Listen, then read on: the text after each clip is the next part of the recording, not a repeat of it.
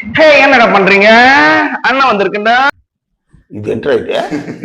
Macro என்னை விட்டு போய் பல வருஷம் ஆச்சு. மேக்ரா அண்ணனை போட தெரிஞ்சுன்னு இருந்தேன். எனக்கு நல்ல புத்தி தந்தது எங்க மாஸ்டர் தான்.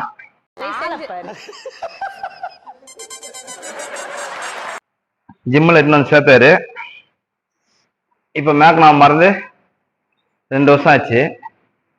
என்னோட ஜூனியர்களுக்குலாம் நான் என்ன சொல்றேன்னா, லவ் ஃபெயிலியர் ஆயிடுச்சுன்னா வீட்டுல உட்காந்து தூங்காதீங்க, தப்பான பாதிக்கு போகாதீங்க, ஜிம்முக்கு வாங்க, எல்லாம் ஒர்க் அவுட்டும் போட்டு உடம்பு ஏத்துங்க.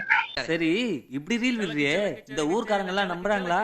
உடம்ப ரெடி பண்ணுங்கன்னு சொல்றேன்.